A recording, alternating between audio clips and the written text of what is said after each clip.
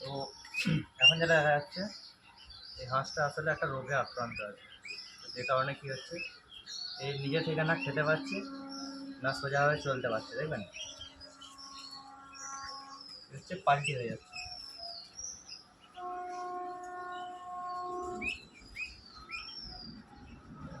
তো এক্ষেত্রে করণীয় কী আছে, আপনারাই নিজেরা কি খাওয়াবেন,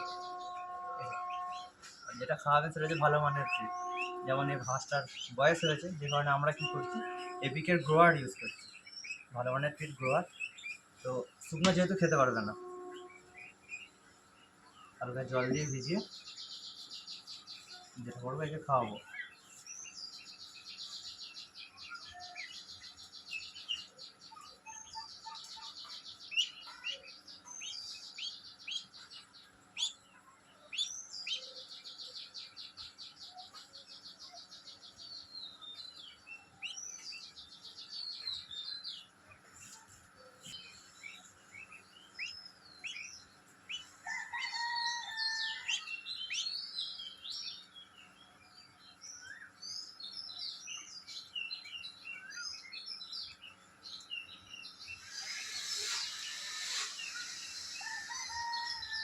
একটা যেটা এই যে দেখছেন জল, এই যে জলটা খাওয়াচ্ছি খুবই অল্প পরিমাণে, ঠিক আছে। এবার আপনারা মনে করবেন যে শুধু জল খাওয়াচ্ছি কেন, অর্থাৎ যদি শুধু জল নেই, এতে আছে একটা অ্যান্টিবায়োটিক ট্যাবলেট।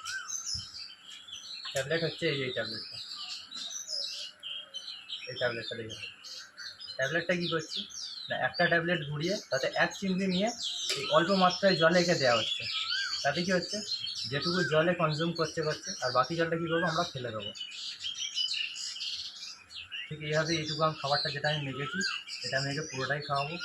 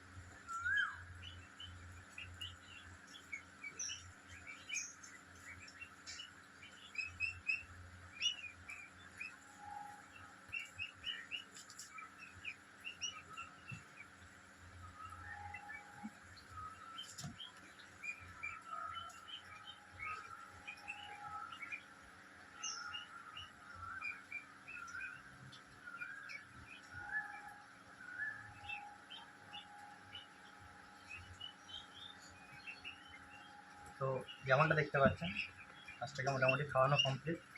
এখন যেটা আপনাদেরকে করতে হবে, যে যেহেতু এই হাঁসটি রোগে আক্রান্ত, তো আমরা কী করি, পটাশিয়াম পারম্যাঙ্গানেট একটা শিশিতে গোলা, যদি এতে একটু বেশি পরিমাণেই গোলা আছে, কারণ এই রোগে আক্রান্ত আজ প্রায় 2-3 দিন হয়ে গেল।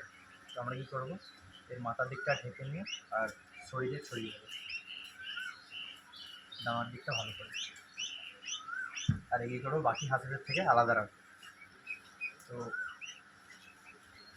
এই যে ট্যাবলেটটা আছে এটা আপনারা ওকে ততদিন খাওয়াবেন যতদিন না হাঁসটা ঠিক হচ্ছে, এবং বাকি হাঁসদেরকেও খাওয়াবেন। যেহেতু আমাদের হাঁস বেশি নেই, তো আমরা 500 পাওয়ারের একটা ট্যাবলেট ইউজ করছি, যেটা একটা ট্যাবলেট সব কটা হাঁসকে, এবং এর জন্য আলাদা অল্প রাখি। দেখা যাক হাঁসটি এইসব ওষুধ খাওয়ানোর পর কী রেজাল্ট আসে